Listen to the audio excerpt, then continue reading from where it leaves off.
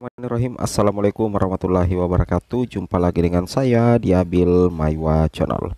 Jadi teman-teman, channel ini merupakan channel pendidikan tempat kita berbagi tentang aplikasi pendidikan, Microsoft Office, serta tips dan triks komputer. Jadi pada video kali ini teman-teman ya, kembali lagi admin akan mencoba mengupdate informasi terbaru seputar perkembangan P1, P2, P3, P4 di seleksi P3K Guru formasi tahun 2023. Yang mana di sini kami akan berbagi informasi terkait bagaimana sebenarnya skema penempatan untuk P2 P3 jika misalkan formasi ada 5 dan pelamar P2 P3 itu ada 9. Nah, anggaplah kita bagi saja Bapak Ibu ya. Anggaplah untuk formasi P2 itu cuma 2, sedangkan formasi untuk P3 itu ada 3, sedangkan jumlah P3 itu 5, sedangkan jumlah P2 itu ada 4. Nah, kira-kira siapa yang akan menempatkan, bagaimana kira-kira skema penempatannya ya? Apakah penempatannya di sekolah induk ataupun non induk ya? Tapi ingat, aturan ini belum final karena kita berdasarkan bahan rakor ya, belum juknis resmi P3K Guru. Tapi sebelum kita lanjut, bagi rekan-rekan guru yang baru pertama kali menemukan channel ini, jangan lupa tekan tombol subscribe dan aktifkan lonceng notifikasinya agar setiap hari Bapak Ibu bisa mendapatkan update informasi terbaru seputar perkembangan P3K Guru. Baik Bapak Ibu, kita langsung lanjut saja.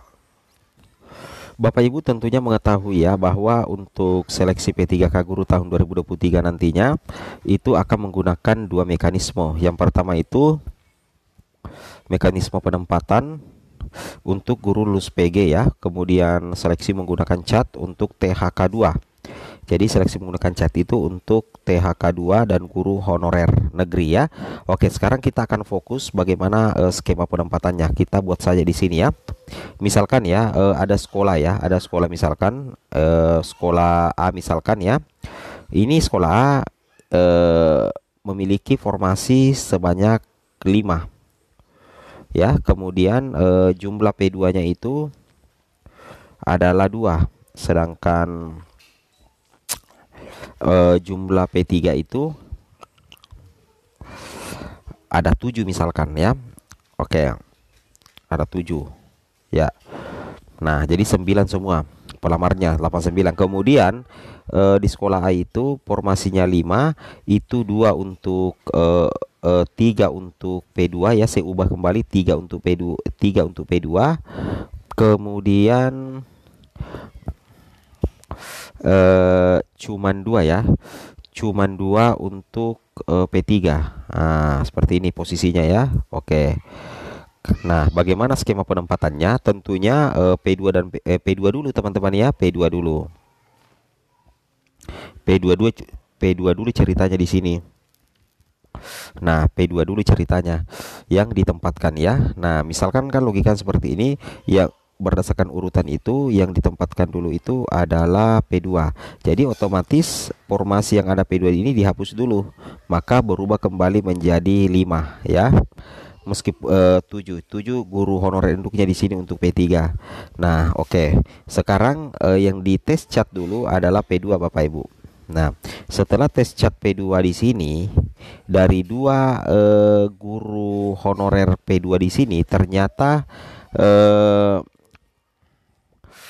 kita lihat setelah di ranking nilainya dari 5 formasi di sini itu semuanya masuk Bapak Ibu ya. Nah, semuanya memenuhi persyaratan untuk nilainya.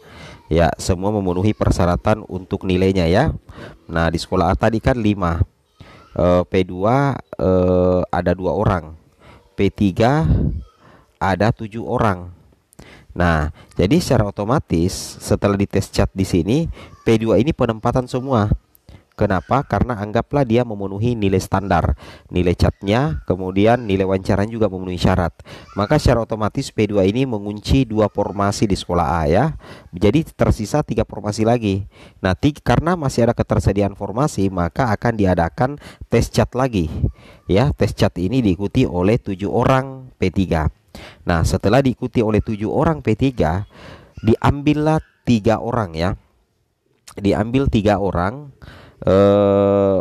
diambil 3 orang untuk satu formasi. 3 orang satu formasi. Jadi masih ada masih ada 3 ya. Nah, jadi masih ada 4 orang di sini. Nah, diambil lagi 3 orang itu untuk satu slot formasi. Jadi sebenarnya masih ada kelebihan satu formasi di sini, satu orang di sini. Nah, satu orang lagi di sini teman-teman ya. Nah, jadi nantinya itu akan di ranking ya. Akan di ranking berdasarkan nilai cat tertinggi ya. Jadi yang masuk ke apa namanya? Yang masuk ke tes wawancara nantinya itu adalah 3 orang terbaik ya. 3 orang terbaik yang akan mengikuti tes wawancara Bapak Ibu ya. Logikanya seperti itu. 3 orang terbaik ini akan mengikuti tes wawancara. Nah, sekarang kita lanjut lagi. Kita lanjut lagi Bapak Ibu ya, posisi seperti ini.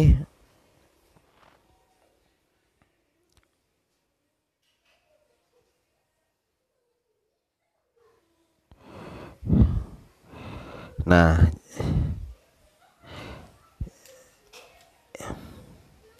jadi kan tadi ya 3 orang di sini itu satu formasi, 3 orang juga satu formasi. Sisa formasi kan tinggal berapa tadi ya? Sekolah A itu kan tadi ada 5 ya. Jadi tersisa 3 formasi. Nah, satu orang ini tersisa tadi. Ya, oke. Oke, jadi otomatis kalau posisi seperti itu akan masuk tes wawancara 3 orang ini. 6 orang semua ya. 3 orang mewakili satu formasi, 3 orang mewakili satu formasi. Kemudian di sini anggaplah ada satu orang yang mendapatkan nilai tertinggi, maka dia akan penempatan. Di sini juga satu orang mendapatkan nilai tertinggi, maka otomatis juga akan penempatan. Jadi 2 orang yang ada nilainya juga, 2 orang ini tersisa belum ya, ditambah satu orang lagi di sini itu kembali akan memperebutkan satu formasi lagi Bapak Ibu. Nah, 2 tadi yang runner up di sini dengan yang peringkat 2 dengan runner up dengan peringkat 3, maka berjumlah 3 orang lagi. Di sini diambil 2 orang, di sini 2 orang, menjadi 3 orang yang tersisa tadi di sini 1 orang, itu akan memperebutkan satu formasi lagi. Nah, seperti itu skemanya teman-teman ya kalau berdasarkan bahan rakor untuk penempatan P2 P3. Intinya untuk penempatan P2 dan P3 itu berdasarkan apa ya, tes cat UNBK ya. Tes cat ditambah dengan wawancara. Jadi 3 orang terbaik dari hasil tes cat UNBK itu akan maju mengikuti tes wawancara memperebutkan satu formasi. Jadi satu formasi diwakili oleh 3 besar Bapak Ibu ya. Ingat, satu formasi diwakili 3 besar. Untuk P2 P3 begitu juga pelamar umum. Jadi intinya adalah ketersediaan formasi. Di sini jelas dikatakan paling banyak 3 kali jumlah kebutuhan jabatan dalam satu instansi berdasarkan nilai ranking tertinggi dan ketersediaan kebutuhan di sekolah. Logikanya seperti itu kira-kira ya. Nah, bagaimana pengaturan formasinya? Kalau kita berbicara mengenai peraturan formasi, di sini jelas dikatakan di bahan rakor ya, bahwa formasi seluruhnya ada pada Dinas Pendidikan. Jadi nantinya Panselnas itu kemungkinan besar akan memberikan wewenang kepada Pemda untuk mengatur penempatan atau kuota formasi yang terpakai, namun formasi tetap ada pada Dinas Pendidikan. Jadi penempatan itu nantinya itu akan berdasarkan kewenangan juga dari pemerintah daerah, karena dia yang lebih mengetahui letak geografis dan posisi dari guru honorer tersebut. Itu yang harus Bapak Ibu pahami dan Bapak Ibu cermati, kira-kira seperti itu Bapak Ibu ya. Oke ya, ingat ya, apa yang kami sampaikan ini masih bersifat sementara ya, belum final 100%. Belum final 100%, alasannya teman-teman ya, karena apa yang kami sampaikan ini baru berdasarkan bahan rakor, belum jadwal, belum juknis resmi dari Kemendikbudristek. Jadi ketika misalkan ada perbedaan atau ada perubahan, kami akan mengupdate-nya nanti berdasarkan juknis resmi Bapak Ibu. Jadi jadikan saja sebagai tambahan referensi, tapi jangan jadikan patokan utama. Ini cuman berdasarkan apa ya teman-teman ya, bahan rakor ya. Ini kan bahan rakor sebenarnya ya. Ini dia bahan rakor ya. Nah, ini bahan rakor P3K Guru 2023. Semoga bermanfaat. Assalamualaikum warahmatullahi wabarakatuh.